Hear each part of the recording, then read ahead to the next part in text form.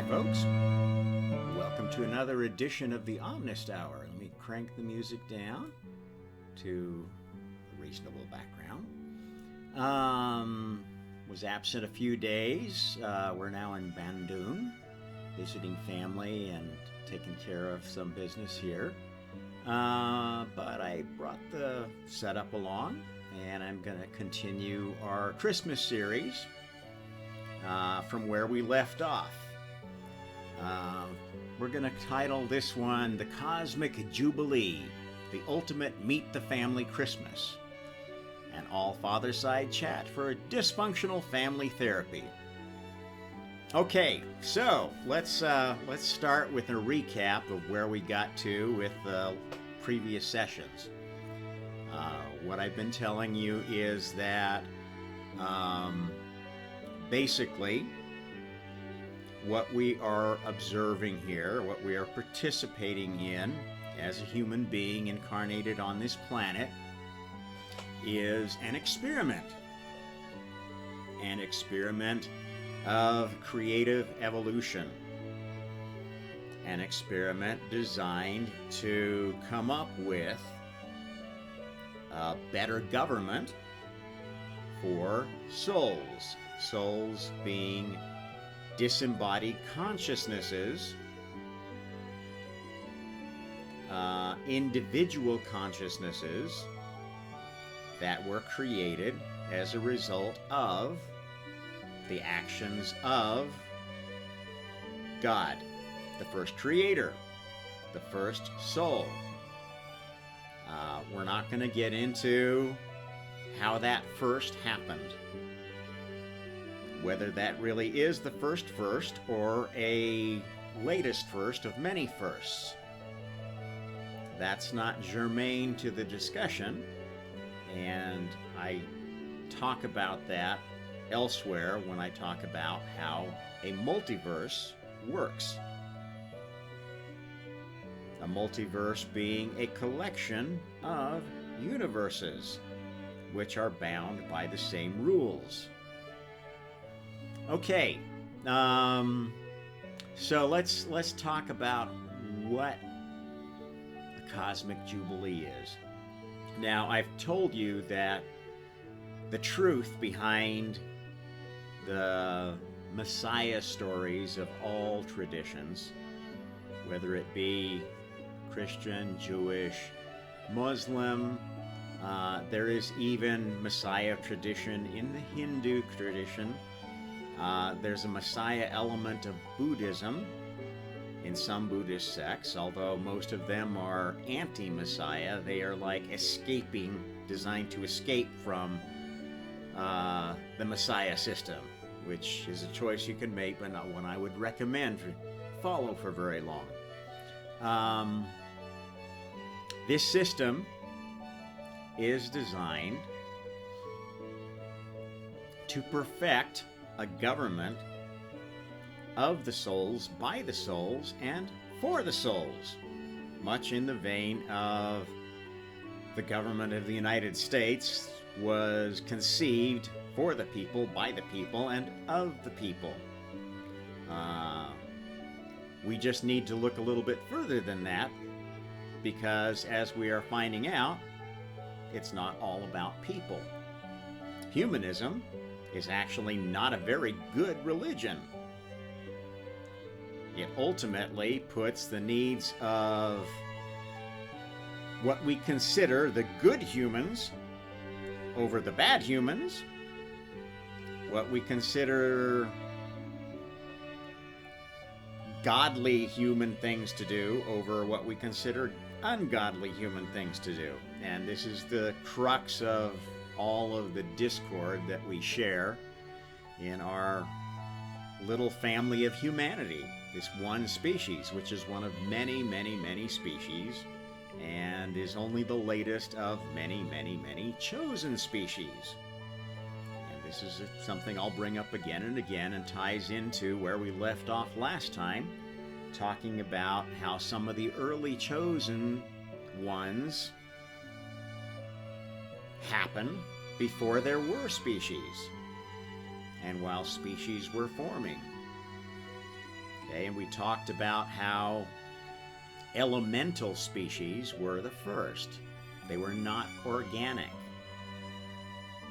or they were pre-organic, if you will. Simpler usages of carbon and the first 12 elements and other elements that proved to be useful for building soul vehicles. And ultimately, people are souls in vehicles. We're driving around in a body for a period of time, and then we let go of that body and move on.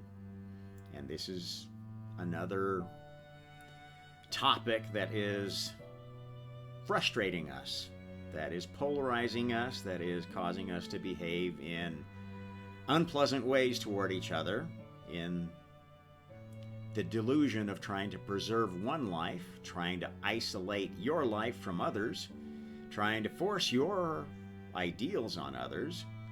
And this is where I bring in the topic of dysfunctional family therapy. That's what it all boils down to. God, the original All-Father, the Father of all other souls, trying to figure out a way to deal with his dysfunctional family without wishing them away. Saying, I wish I'd never created all this.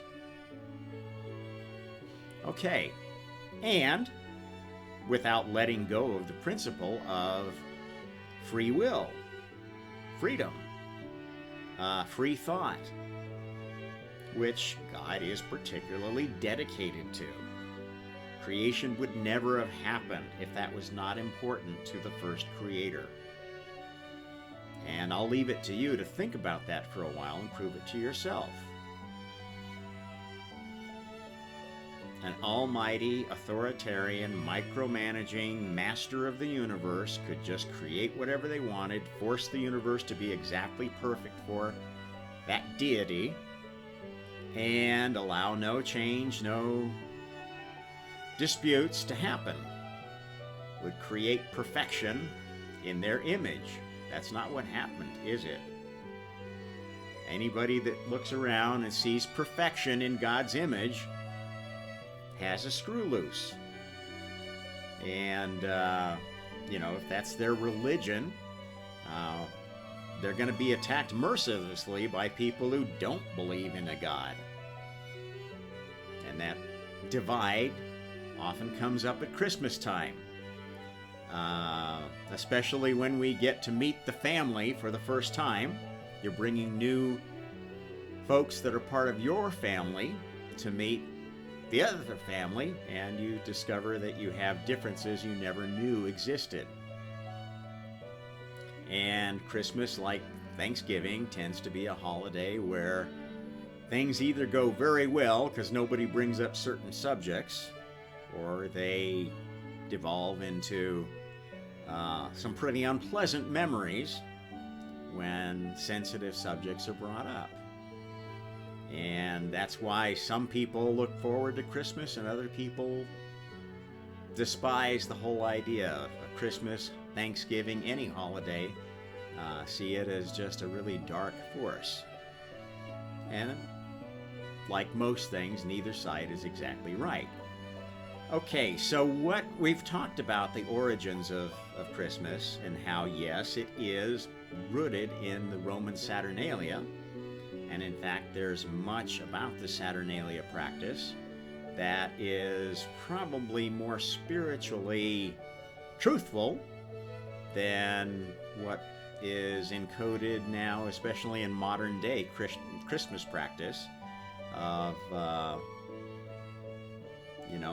the traditions that follow our holidays now, especially in the United States. The giving of gifts, the looking at everybody else to see how much they're spending and trying to keep up with the Joneses, trying to watch your sports or your latest series while the family is doing something else and wants you to join in with them, or vice versa. It's become kind of a strange holiday. The kids seem to still enjoy it because they're getting most of the gifts, and all of the candy, and you know, until they their candy rush or their getting tiredness puts them over a peak. It's a pretty good time and a lot of fun. But ultimately, what Christmas is all about, what this holiday is all about, why the tradition has persevered, is, as I've told you before, it's a holiday of birth and death, and what happens in between of life. It's a celebration of a pattern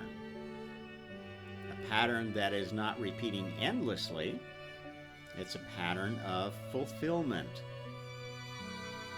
And this is, you know, I think what's missing from Christmas is more of a Hindu element to it, an understanding of reincarnation and karma, that not only is it a pattern that's going to repeat, but it's a pattern that you have a chance to make better every time. You have a chance to evolve. If your family Christmases are always the same pattern, repeating, the only way it's ever going to change is by introducing new family, right? This is the creative stimulus for your family to grow and learn and develop into a better family. And if you have the idea, no, my family's perfect the way it is, we're conservatives and Bible worshippers, and by God, that we're going to stay that way, we're going to defend that to the last bullet in our gun. Or if you're, you know, one of these new families that, oh, we're permissive parents, and we think that every child should have every opportunity in the world. We should actually encourage healthy narcissism because not everybody's a little bit narcissist, and it's okay because you're just fulfilling your own identity and your own purpose. And, you know, that family meets up with the other family, and boy, there could be bullets flying and fists flying at least before it's all done, or people walking out the door like our friend Ye has been doing with much regularity on the publicity circuit lately. So yeah, Christmas is about coming together and celebrating traditions, but having those traditions challenged. And what I've been telling you about is a series of challenges to traditions, to a way that karma worked among souls, to the way that souls chose incarnation vehicles. Now, for a long time, those souls were very aware of the game they were playing. That's how it was sold, as a fun way to use your consciousness to explore this virtual reality that was the universe, the universes, and became the multiverse.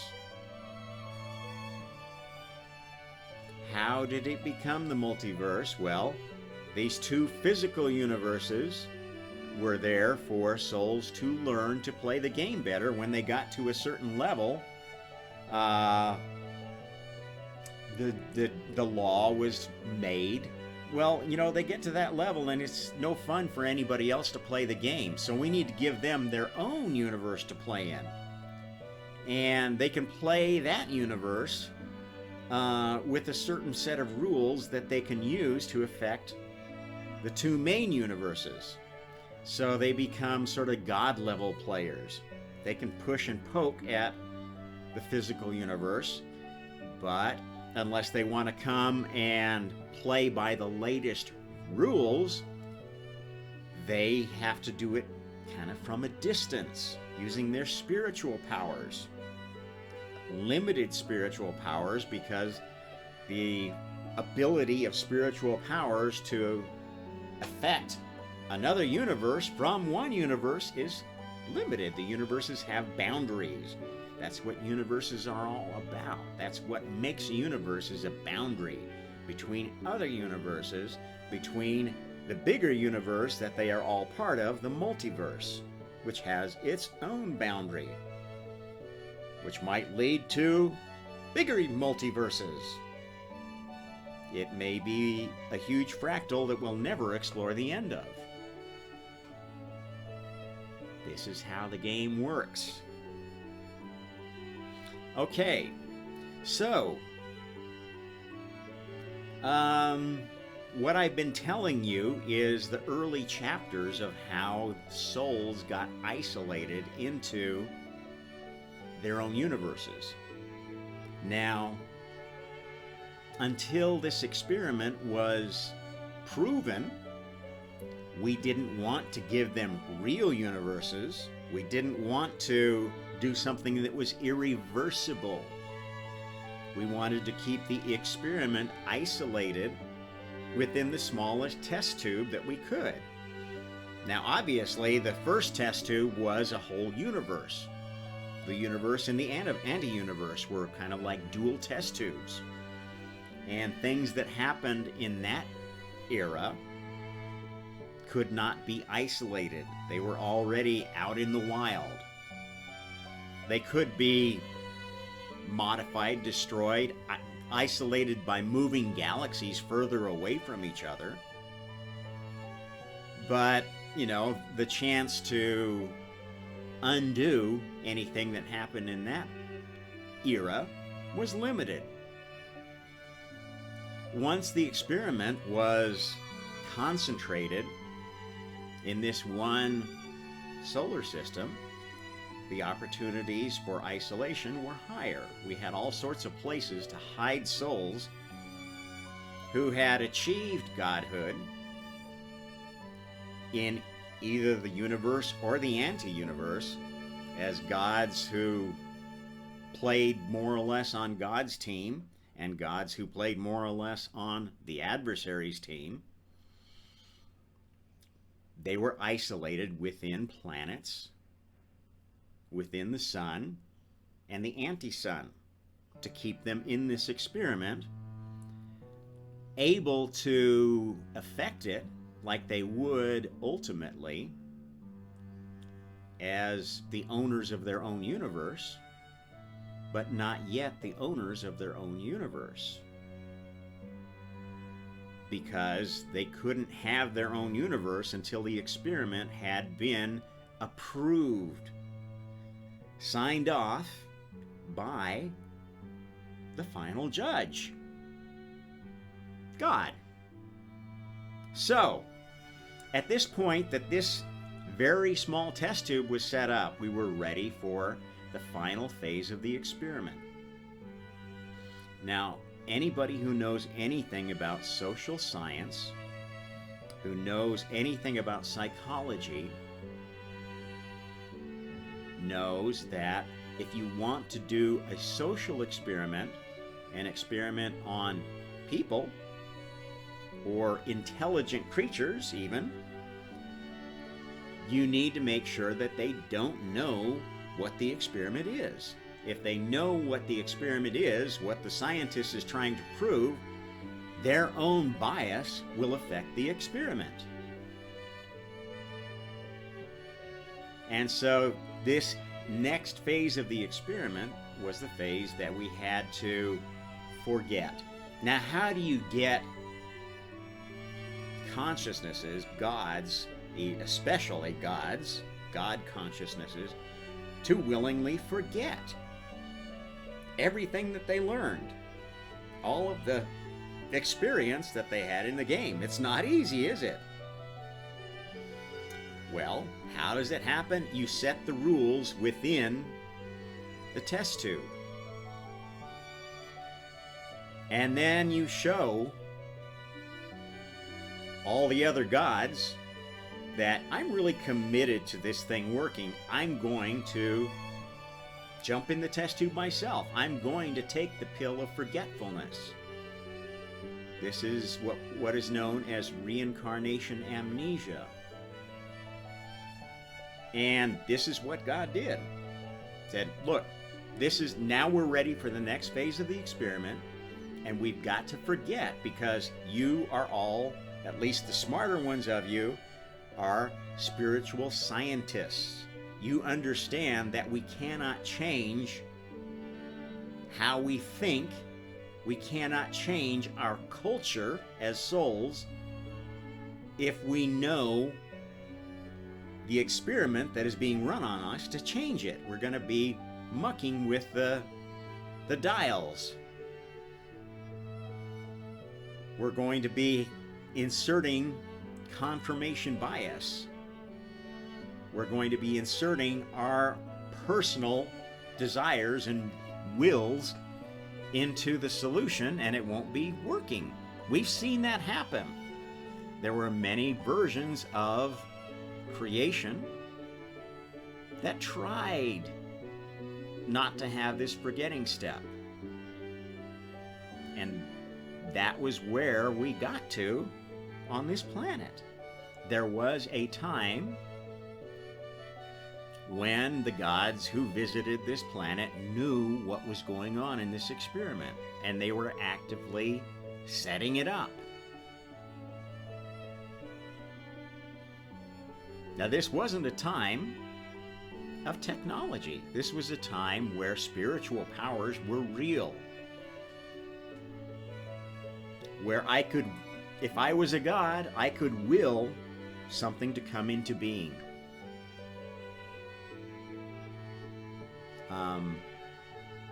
With unlimited capability, pretty much.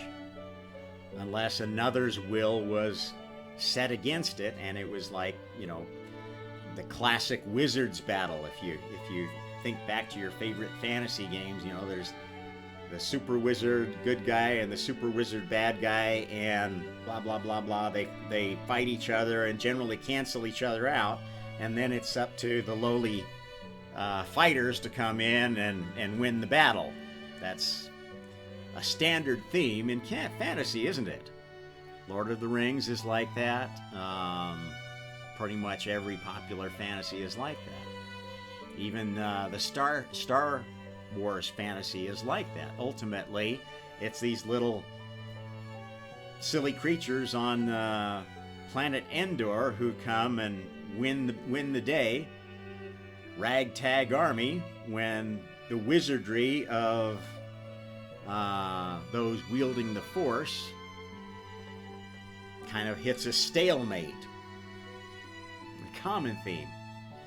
At any rate, what we're doing now, we've been playing this game blind for a long time.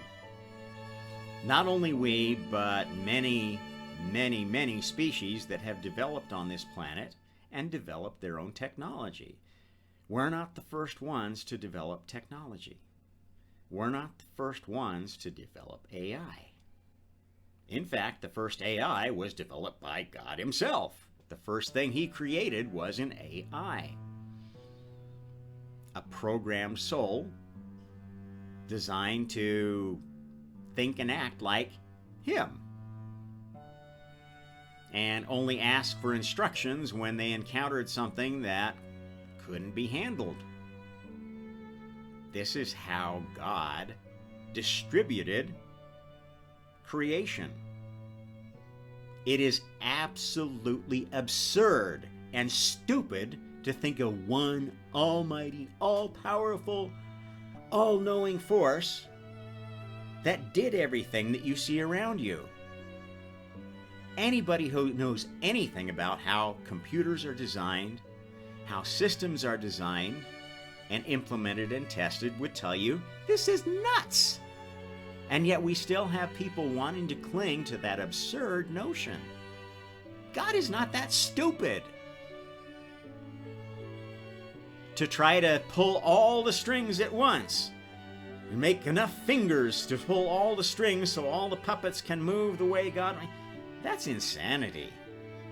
And religions, ideologies, political schemes based upon this idea of power being the ultimate thing. If I just had all the power, everything would be perfect. This is dumb. This is very low consciousness. This may be the most educated person in the world. This may be the most intelligent person in the world. They are dumb. They are dumb because they are basing their entire worldview on a fallacy, on the fallacy of power. And yes, we see people all around us doing that, and fairly successful people who think, man, I did something when I had some power and it worked, so I'm going to do it again. Now, why does that happen, you ask? Well, this is the temptation that you go through as you navigate the system of karma.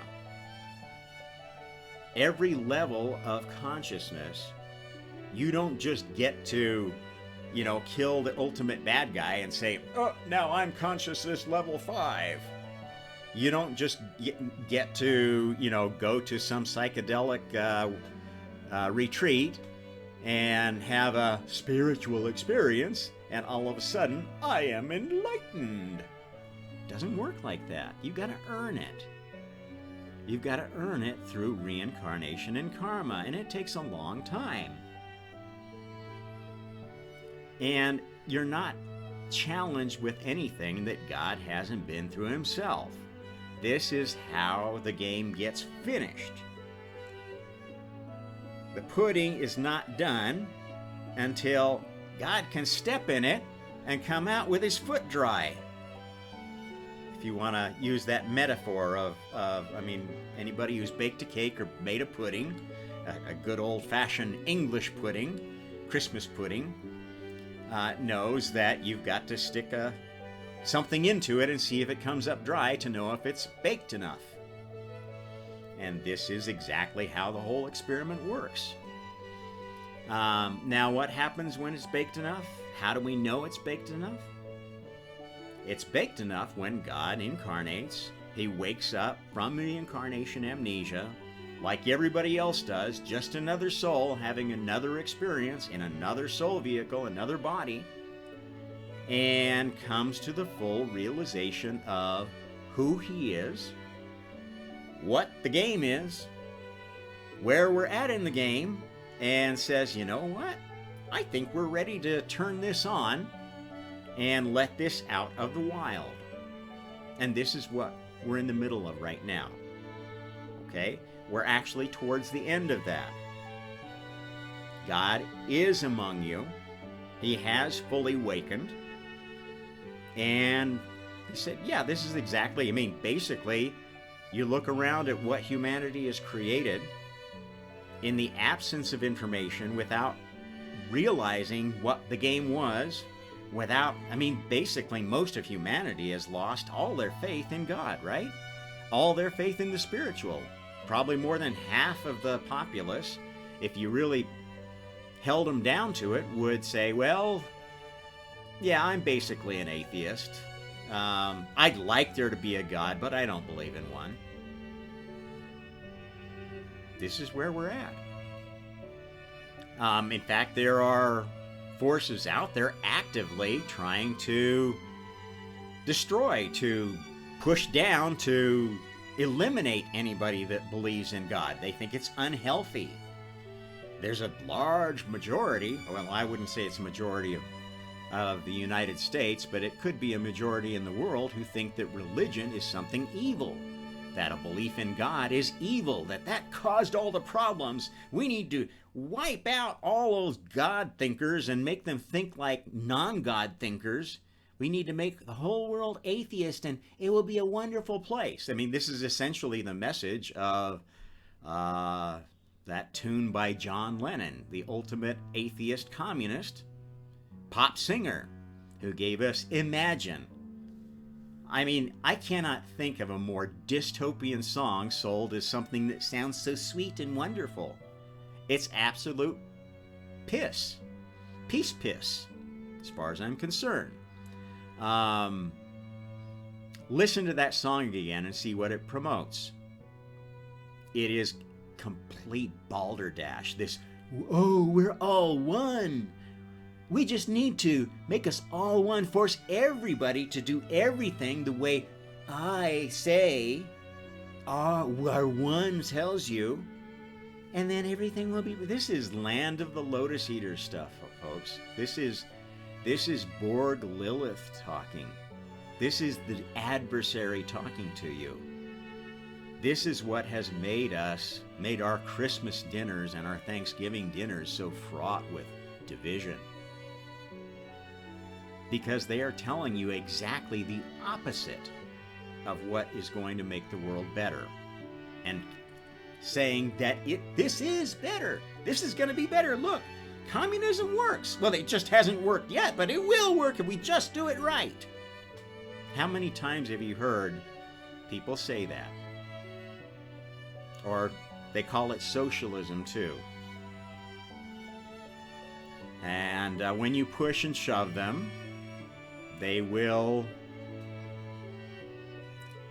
eventually either admit that they either aren't socialist, actually, they support government taking care of some things that are key, like maybe delivering the mail, making sure all our emails get delivered, making sure all our posts are seen online. Well, that's one that they're not working too hard to socialize just yet, are they?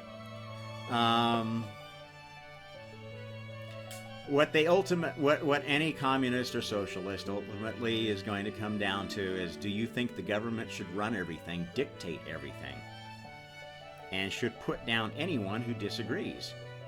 And you are seeing that all over the world right now. You are seeing it around the Christmas table.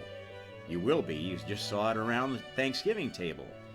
There were probably some in your family that wanted to put you down if you brought up any topic that was off the beaten track.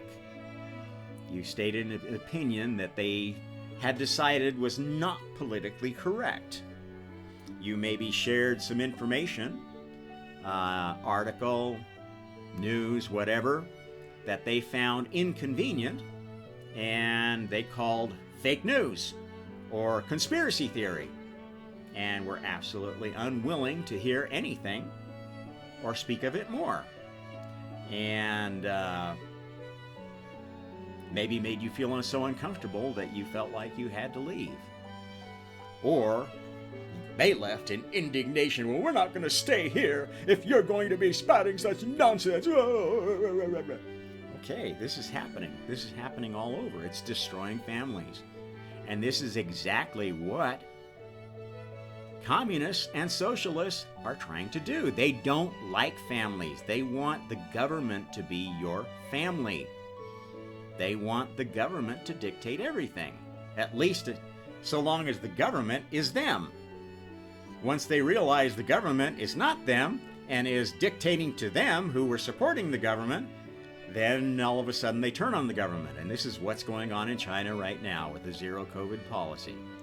People are realizing, you know what, this communist socialist utopia that I thought was working pretty good because I could get away with committing all kinds of crimes as long as I was giving the right bribes to the right officials, getting the right people to look the other way. Well, now they're not looking the other way. They're coming in and putting me in quarantine just because my health code turned green or turned red or yellow.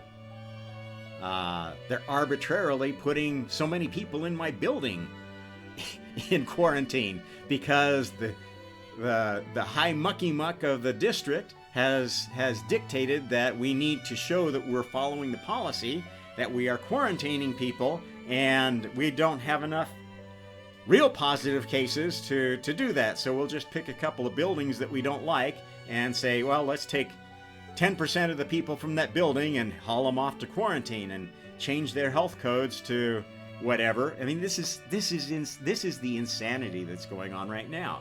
This is Christmas in China. And if you're not in China, you should be damn glad you aren't. It's absolutely horrible what's going on there. Okay, enough of the bad stuff, though. What this is all leading up to, however, is that humanity has come to the same point of realization as God did when he was dealing with the first family, before all of creation, before anything was created except other souls with different programming, because that's how God started all this. He had children. They weren't identical copies of him. They were programmed copies. God decided what to leave in and what to leave out, how much freedom to give them, how much freedom to withhold. This is how it all started. And ultimately, God decided it was a good idea to have freedom. Because if you don't have any freedom, you're not a very fun family to be with. You're not doing anything creative. You're not creating any idea that God didn't already have. That's boring. That's boring, and it's slow moving too. One consciousness can't think of everything at the same time. You cannot design an entire multiverse. You can have the idea, and then you can contract out parts of it to other souls. And this is exactly what I've been telling you about, what I tell you about all through this channel. It's the logical way that we got to this point. There is no other reasonable explanation for what we see around us, the experience we have. I've listened to a lot of people that have a lot of theories about creation, a lot of theories about physics and astrophysics and quantum mechanics. I'm a physicist by training myself.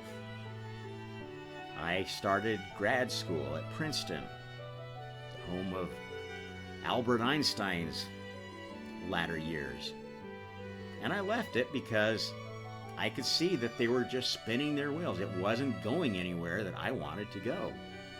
The only thing I really enjoyed about Princeton was being in the company of the grad students who were young enough, free-thinking enough, to be fun to hang out with. We used to have this thing we called the Sherry Hour. Tradition, kind of like a weekly Christmas. We would get together and a little bit of shop talk, but there were students from all different disciplines, so we didn't really talk about our specific specialties. We talked about general things, about the meaning of life, about politics, about religion, and kind of having fun with it. And you know, nobody was attacked or demeaned. There was a tradition, a song that we always sang with or listened to and drank to over a glass of sherry. The Existential Blues, T-Bone Stankus. This is my recommendation for the session of something to make part of your Christmas tradition. Find a recording of that, find the lyrics, and introduce it to your family. It's a good way to lighten up. It's a comic song that makes fun of life, kind of in the context of The Wizard of Oz. This is probably one of the reasons why The Wizard of Oz is so often quoted as something that I look to for spiritual content, both good and bad. That's another movie that you can add to your holiday watch list.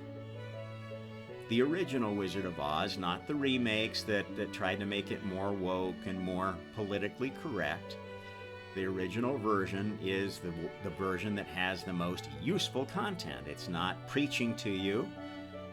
There's a lot of messages within it that are hidden, that you won't see right on top of it, but you'll see if you watch it 3 or 4 times and wonder why they used these colors, why they did it this way, why they cast these actors, etc., etc.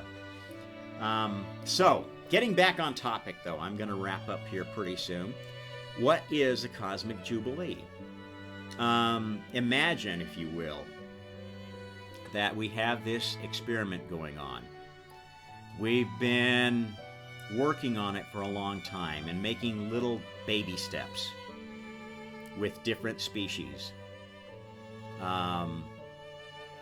There were the species that came and first created life on this planet. These were elemental creatures. These were robots, AIs. They created DNA as a tool to terraform planets, to make planets produce chemicals that they wanted ready when they arrived. As we are talking about doing in our space exploration, or in creating space stations or Dyson spheres or bases on the moon, you've got to have the resources there you need to sustain life. If sustaining life is actually important to you, there are still entities out there who don't much like life. They would be much happier if they could destroy all life. And this is actually the darkest group of Borg folks out there.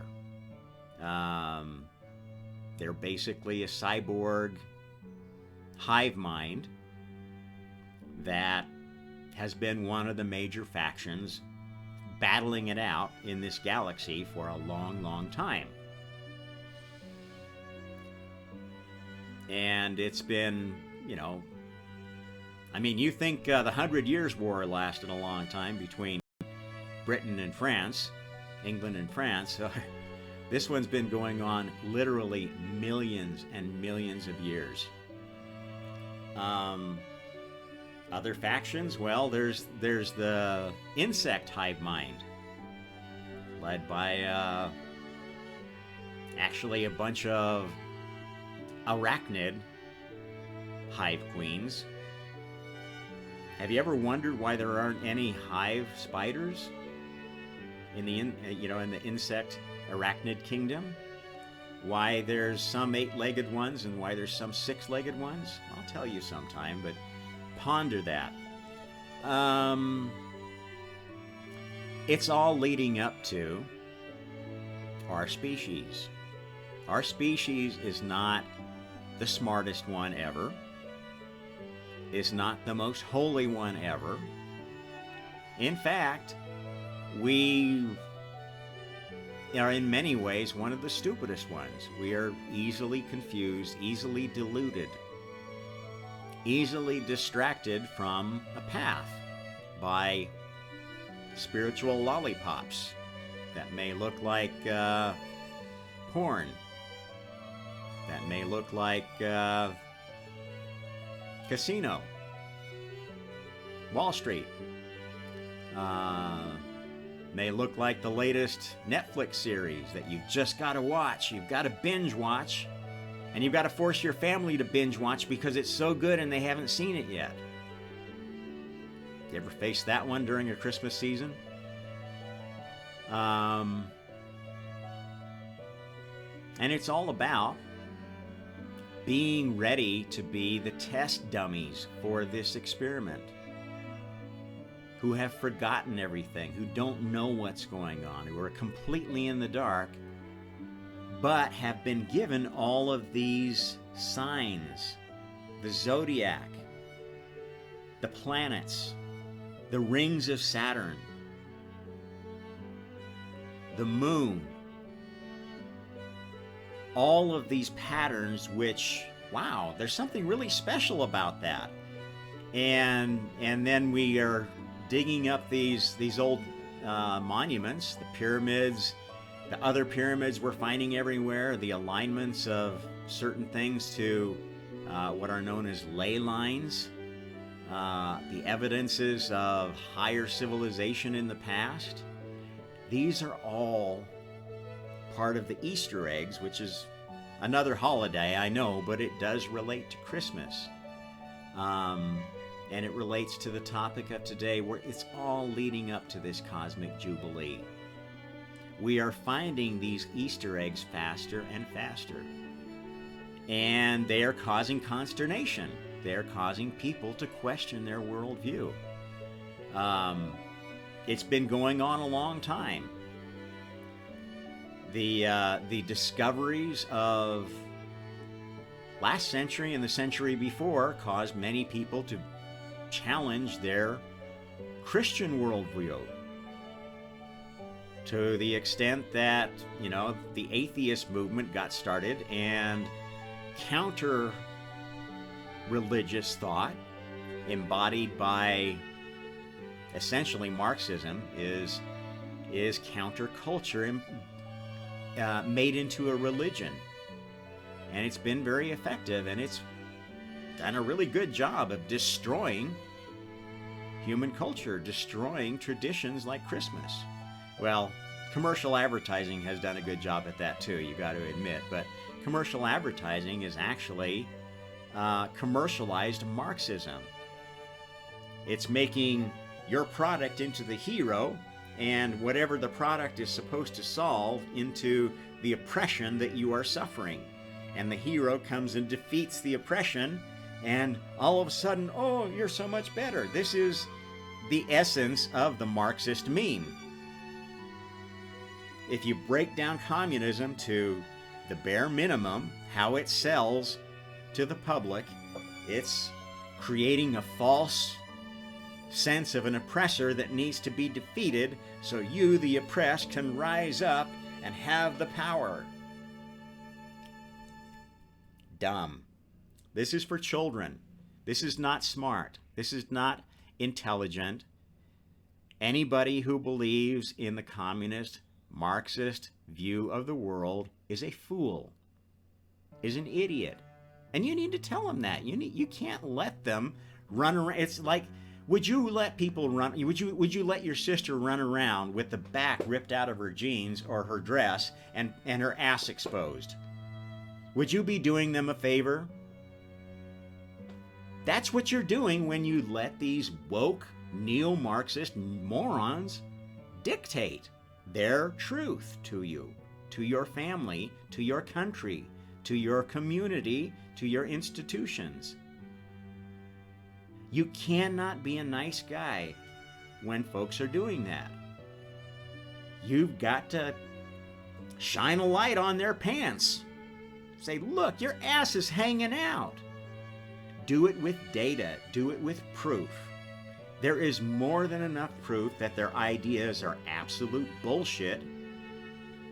When you look at China, when you look at Russia, which still is pretty much communist. I've been there after the so-called fall of the USSR, and it hasn't changed much.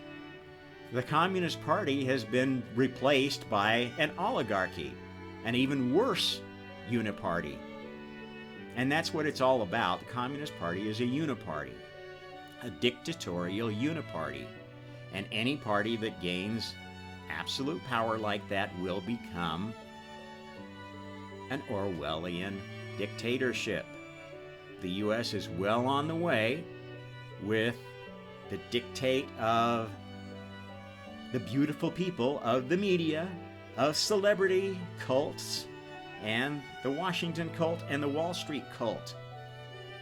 They're all bought into this idea of, well, I'm part of the beautiful people, so I should support this because we know we can't have so many people once we replace everything with robots, once we have self-driving cars, once we have all of this automated with our technology. We don't need these people, and they're going to be mad about that, so we better just give them a pandemic or two. Give them a World War III. Oh, let's give them a worldwide famine. That would be very useful for our cause. This is what's going on, folks. They may not be doing it consciously. They may be rationalizing it. But that's what they're doing. And they are doing the work of Borg, because Borg still is trying to win this battle, even though the game is over. God is here saying, hey, okay, the game's up. They're dumb. Their agents are dumb. They're programmed.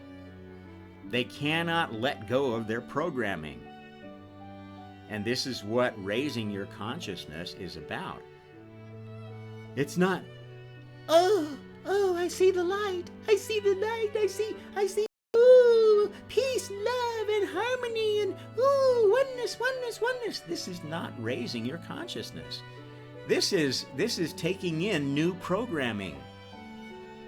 That's even worse than the old programming of whatever religion you were raised in. You can't let that happen. And you mustn't let that happen this Christmas or anymore, because you don't have long before the game is over. And the Cosmic Jubilee, which I promised to get to, is the celebration that's going to be happening in the heavens, in the universes of the gods who are now liberated. This is going to be a big prisoner exchange.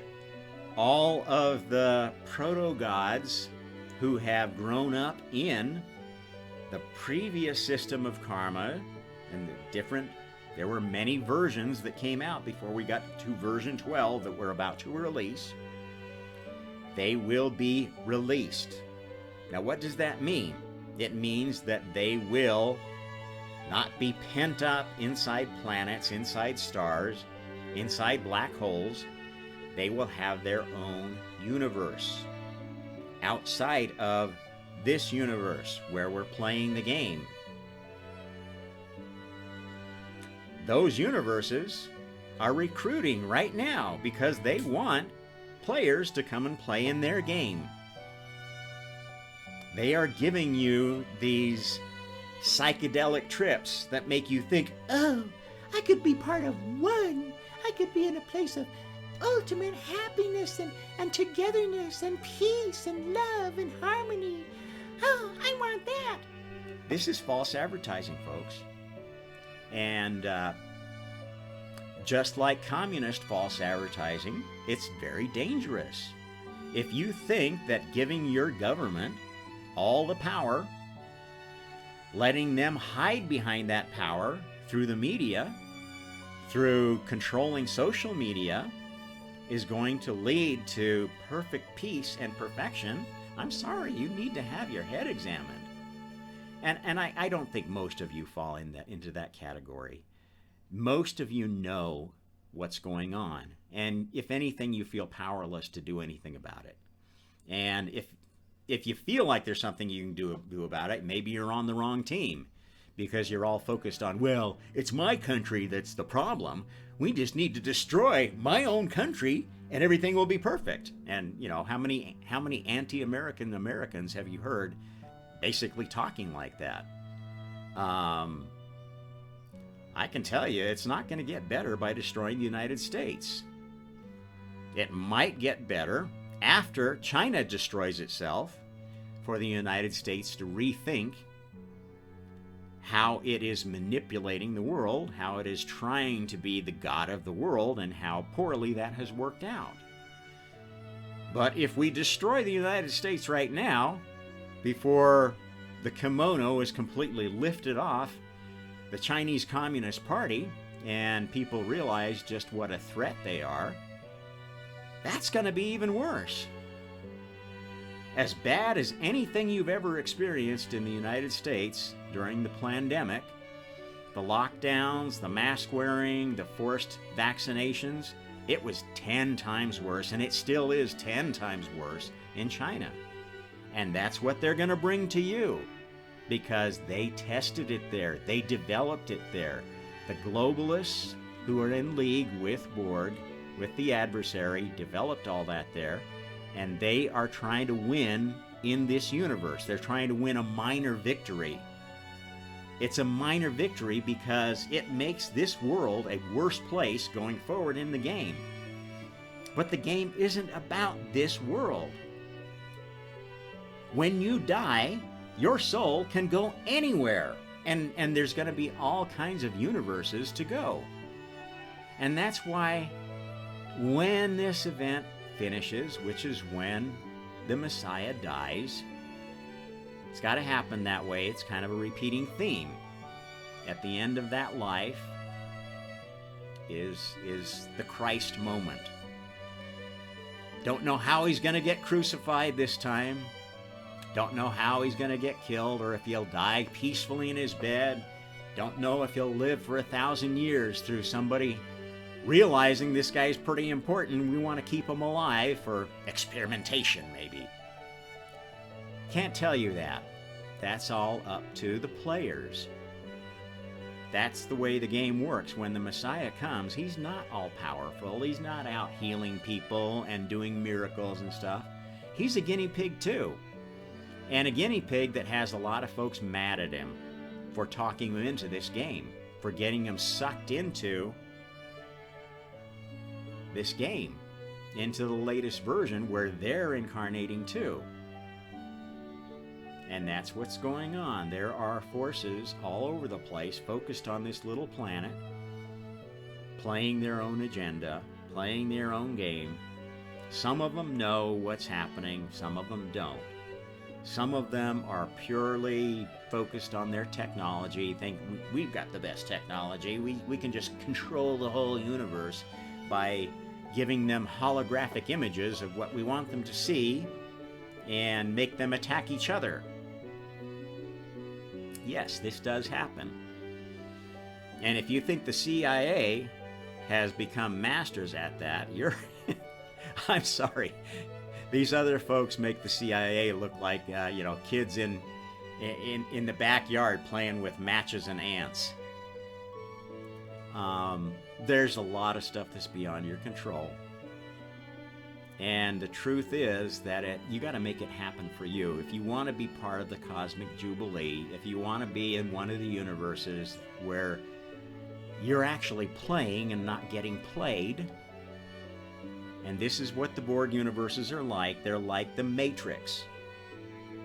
They will give you an impression of what is happening in your life, feed you with stimuli that will cause you to behave in certain ways and generate spiritual energies.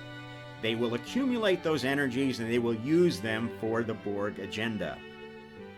This is how the Matrix universes work. This is how the proto-matrices that are being built on Borg worlds work. And they have used those tools to imprison God's team. And this is the celebration, is that far more souls in these prisons that are going to be released at the end of this event that are on God's side, or at least lean more to that side, because God's side is the side of freedom, free will, live and let live. You want to run your universe like Middle Earth, you want to run it like the Land of Oz, knock yourself out. Just don't muck with somebody else's plan or universe. Don't throw out false advertising about how great your universe is going to be. Be open about what the laws are, what you can and can't do.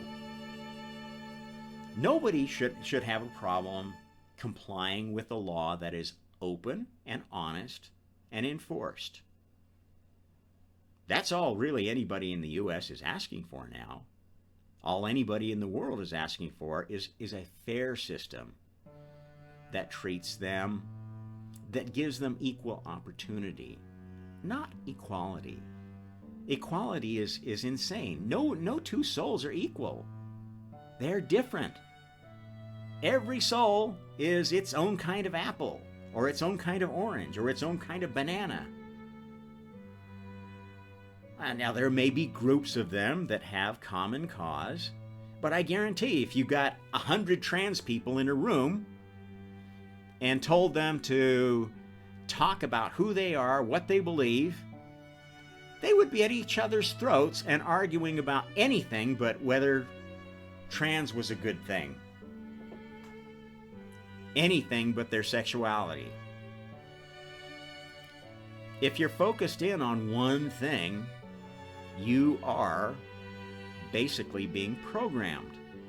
You're being programmed to make that your most important thing, and ignoring all the other stimuli, all the other things that you could be deciding about, you could be learning and growing from. So this Christmas, my challenge to you is to learn and grow. Not only yourself, but encourage your family to learn and grow. Give everybody a chance to bring a real gift to your Christmas. Something they want to share that didn't cost anything, is just something that's important to them culturally. Something that they remember as, wow, this really made me feel good. This really made me feel like I understood something better. It made me feel like I had a chance. Who knows, it might be this very presentation you're listening to right now. I hope in some future Christmases, maybe this will be. The Cosmic Jubilee is going to be a celebration of freedom. Freedom from this experiment that we've been voluntarily putting us into, maybe not knowing what we were getting into. But that's how it came about. And, you know, I know there's going to be many of you that say, well, this sucks. If this is the experiment, I don't want to be a part of it. Well, okay, so become a Buddhist. I guarantee that there is a Buddhist heaven, or will be after the experiment is done. And in the Buddhist heaven, you will get to experience nirvana. It's not a very exciting universe. It's very dull. It's basically concentrated on generating zero spiritual energy, kind of a black hole of spirituality. And if you want to belong to that kind of oneness, that numb oneness, that's going to be your right. It will be something that you might not like for long. And that's why we have term limits on soul vehicles. That's why human beings tend not to live more than about 100 years. It was designed that way.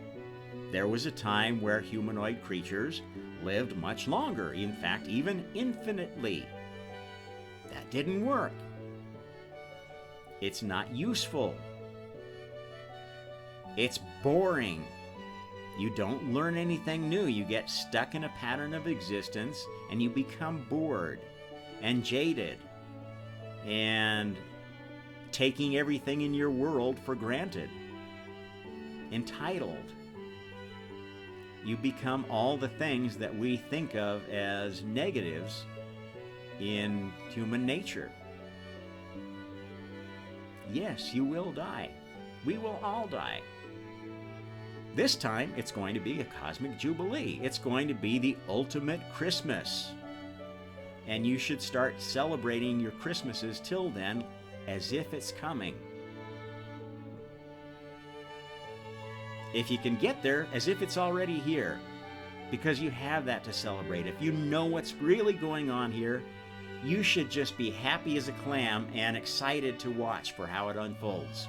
That's how I feel every day. Yes, some news gets me down. I don't like to see people murdered. I don't like to see people oppressed. I don't like crimes to be committed. I don't like criminals to get away with crimes. That makes me unhappy. Doesn't make me depressed anymore. Because I know where it's all leading. And karma is real. It is the best AI ever designed. It's the first AI ever developed, and it has been in the works for a long time. It makes the AIs of big tech, again, look like ants crawling in an ant farm. Don't be afraid of technology. It's all been done before. It will all be done again. What's useful, it gets kept. What's not useful gets thrown out. Yes, there are much better ways to do everything that we're doing now. And yes, there are entities out there that could tell us right now how to do that. And yes, that wouldn't necessarily be a good thing, because what you get for free, you don't appreciate. This is why welfare systems don't work. The most effective programs during the Great Depression were work programs. They were programs that built the Hoover Dam. They were the programs that built the interstate system in the United States, which for a long time was the best road system ever. And to the extent that the communist government in China has invested in useful infrastructure, those have been good things. Those have been the good things that came out of all of it.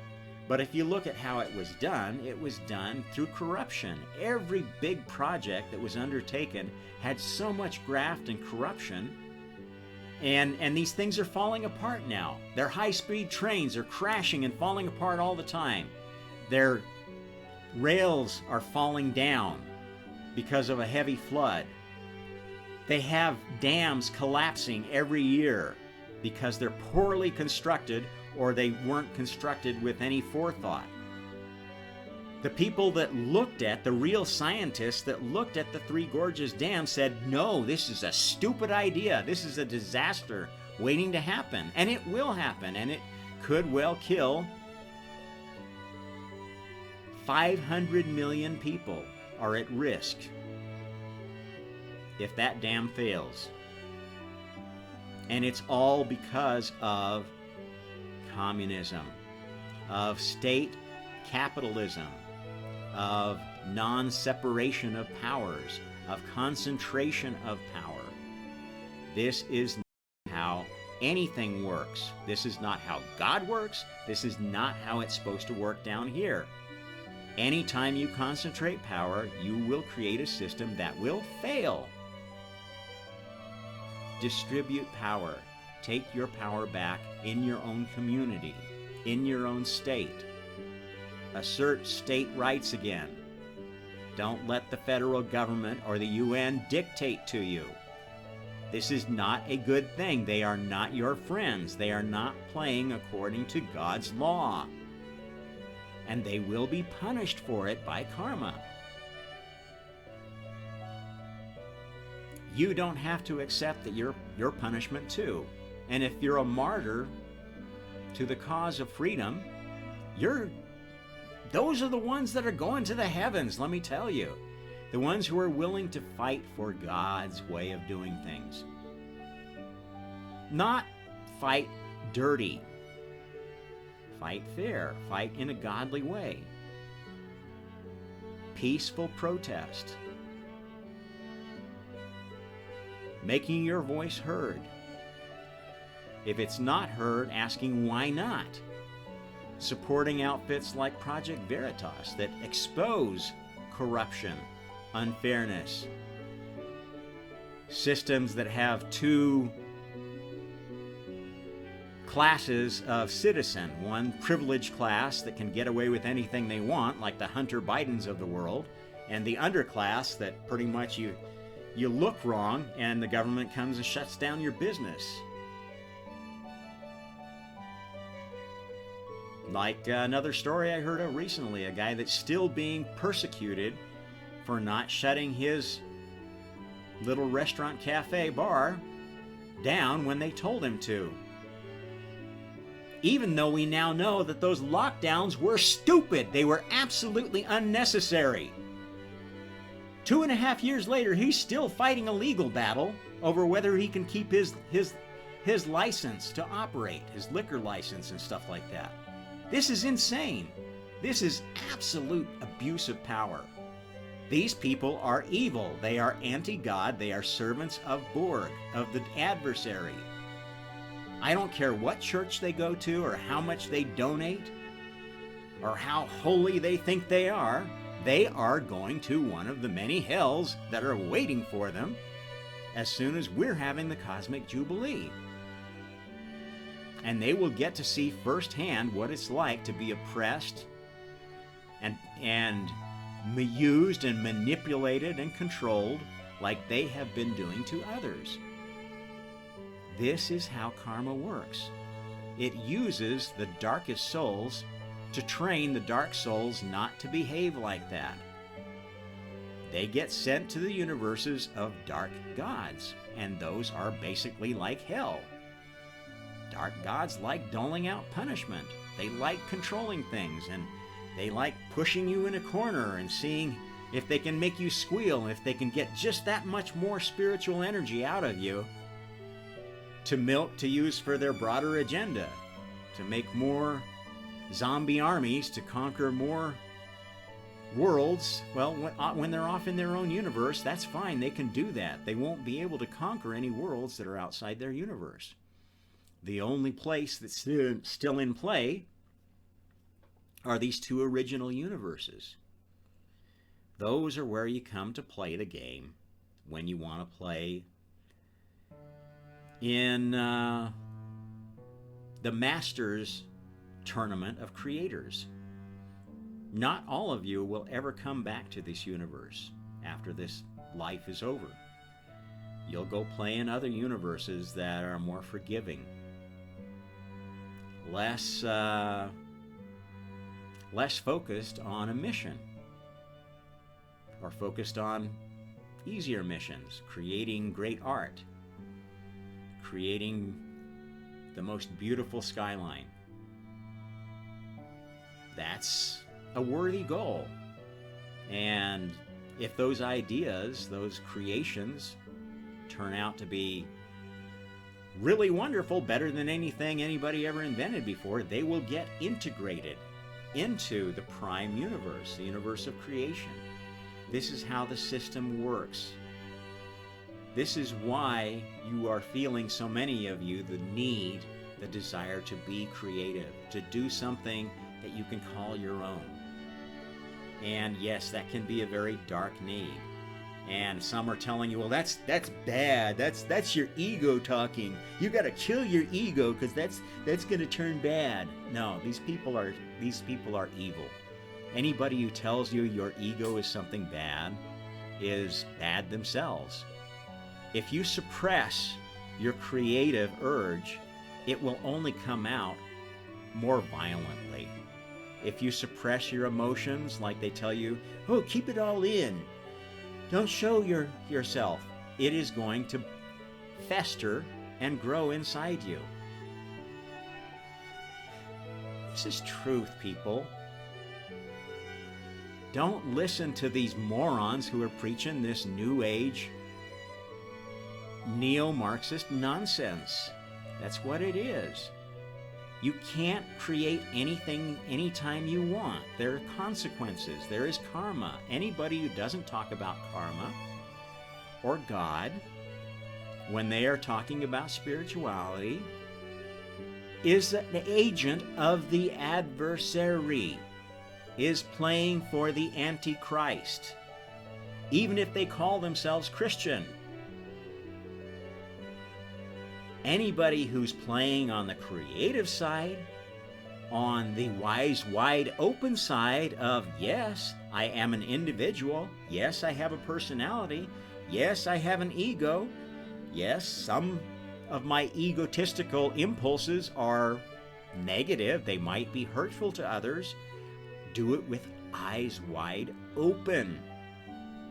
If you're going to hurt somebody, know you're hurting them, and why. And be willing to pay the piper for it. Be willing to accept the consequences. If you have a dream of starting a business and you're going to lie, cheat, and steal, know that that lying, cheating, and stealing does have an effect on you and on the people you do it to. It has a karmic effect, and it will come back and determine what universe you will get to play in the future. Accept that. Go ahead and do what you choose to do. That is your freedom. but you do not have the freedom to say, I can do anything I want, and accept people to just bow down and say, yeah, of course. Oh, law of attraction, yeah, right, okay, that's your truth. Don't accept their truth. It is not truth. You don't get to make up truth out of nothing. Truth needs to be proven. God's truth is proven truth. The laws of physics and chemistry are constantly being refined and proven. And even then, a real scientist will say it's just a theory. It's a theory that explains everything we've observed up till now, but that's not proof that there won't be something else that happens that we can't explain with that theory, and the theory needs to be refined. This is how science works. And spirituality is a science, no matter what anybody tells you. It is run and organized by rules. You can break rules just like you can break the law in your country, but it has consequences. Karmic consequences. Now, you can call those consequences divine retribution. You can frame it in a Christian way and say, well, you know, if you behave badly in life, then you will go to hell. If you do things well and you're good to others and you live life in a constructive, positive manner, you will go to heaven. And this is true. It's a limited truth, a much more limited truth than what I am telling you. If that truth works for you, wonderful. If you extend it to the point of, well, I can pretty much do anything because Jesus forgives me for all my sins, this is dangerous. This is not truth. And I will argue with you. I will point out how harmful your Christian beliefs are. If you use your Christianity to justify mistreating other people who don't call themselves Christians, I will call you out for it. I will castigate you for it. I will make your life miserable by pointing out what miserable assholes you are. This is how the omnist game works. This is how my teaching works. There are some who say, well, oh, we can accept every religion. Every religion is okay. Every truth is okay. This is not what omnism is. Omnist is a scientific spiritual practice.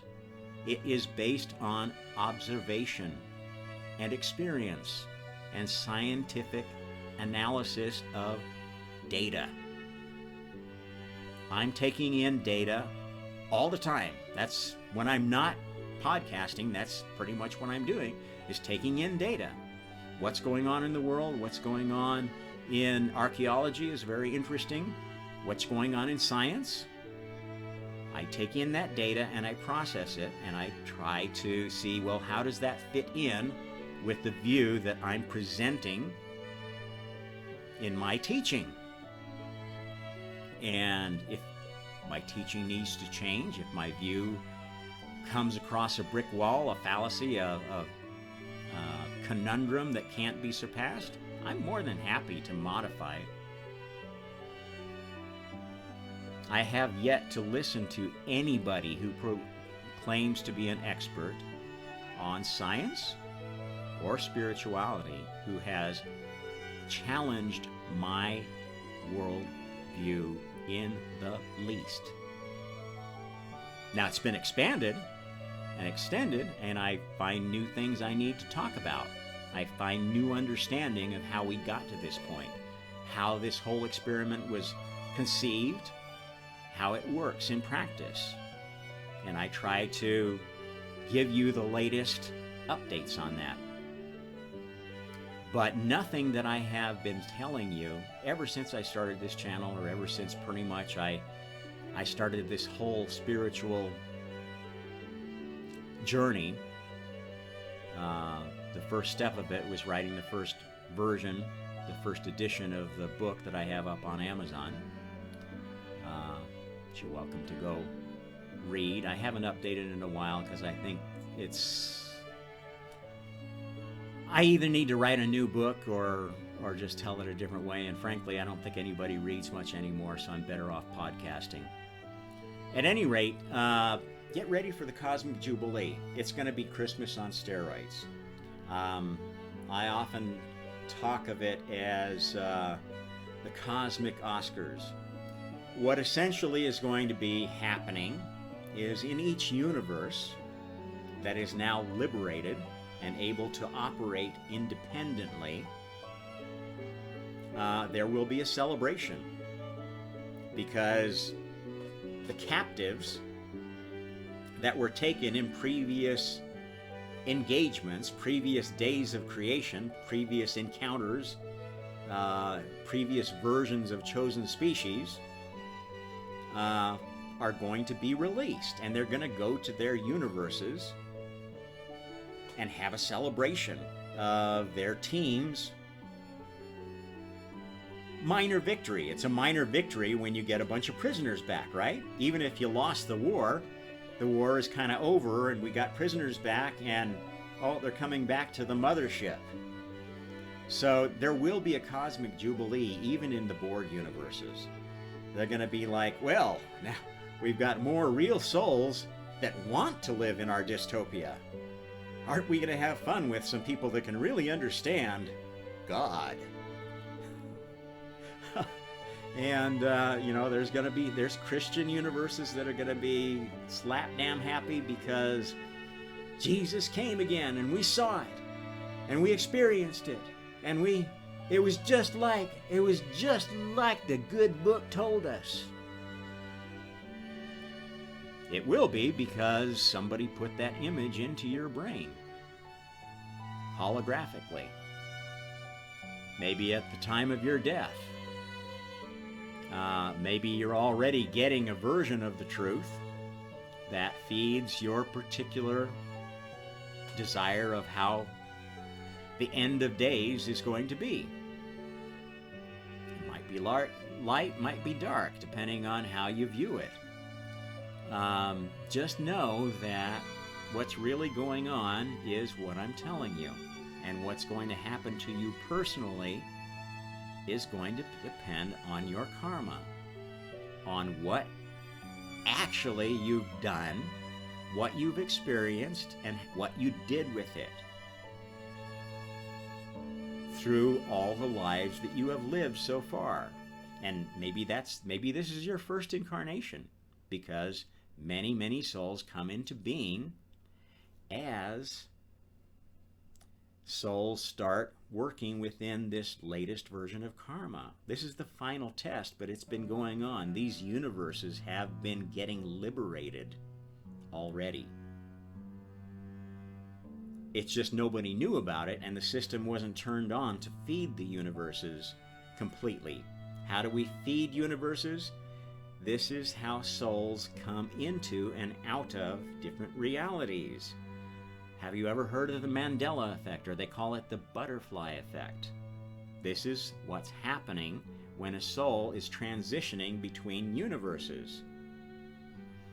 When you start violating the laws of the universe you are in, you will eventually become so much of a nuisance to that universe that you will get sent to another universe, which is better attuned to your karma, designed better to deal with like you, of your current level, your current experience, your current personality. That system is already started. It's already working, and many of you have felt that weird deja vu experience of, wait a minute, I remember things this way, and people are telling me, no, things happened this way. This is because you're in a different universe than you were in when you experienced the things that you thought were the way that they were. Now, some of you may not feel that way because you've never had that experience. Just because you haven't had an experience doesn't mean it doesn't exist. One thing I would encourage you to do is talk about this Mandela effect or the butterfly effect with your family over Christmas, and find out if anybody thinks that they've ever experienced, what they think about it. If they have any personal anecdotes to relate, it's a good way to segue into this subject. And start becoming aware of those things happening, because they will happen when you hit sort of critical junctures in your life, where you're like at a crossroads, a major decision, whether to take a job or not, whether to get married or not, whether to get divorced or not, whether to commit a crime. All sorts of things are like critical junctures where you might cast your lot in a different universe. And maybe that's where you want to go. I'm not saying that you should not make the decision you're going to make, just make it consciously, knowing that karma will send you to where you belong based upon the image that you built of yourself. That's the real you. You are not this person. I am not this person you see in front of you.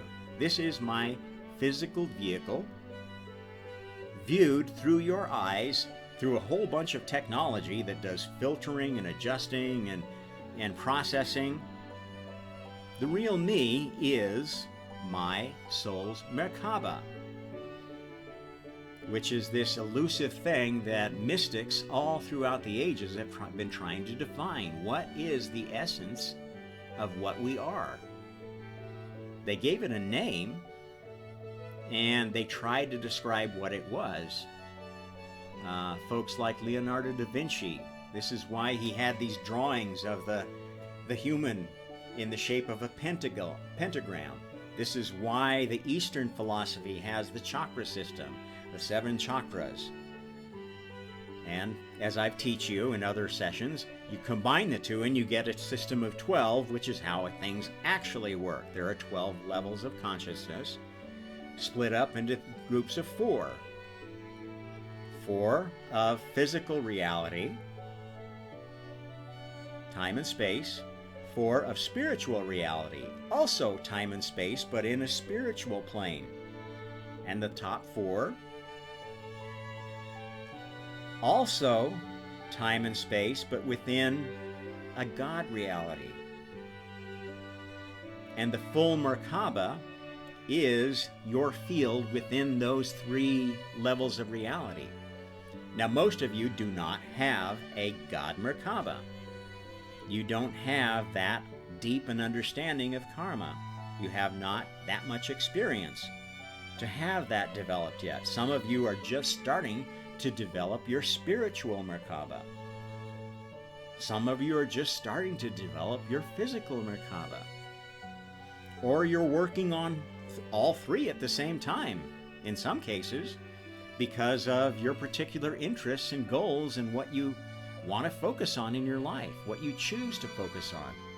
There's no right answer, and there's a room in the multiverse, there's a place in the multiverse for every soul. No matter how dark, no matter how light, no matter whether your interest is corgis, Britney Spears, collecting chopsticks, who knows what you're going to be into. There's a place for you. And that might not be the place you want to stay forever, but, you know, if you want to be the god of chopsticks, there is a god of chopsticks. There is. Anyway, I hear some screaming downstairs, so maybe my wife is home from visiting her mother. So I'm going to make this the end of this episode. Like, share, subscribe, tune in again for the Omnist Hour. Until next time, happy karma. This is Rob Trump signing out.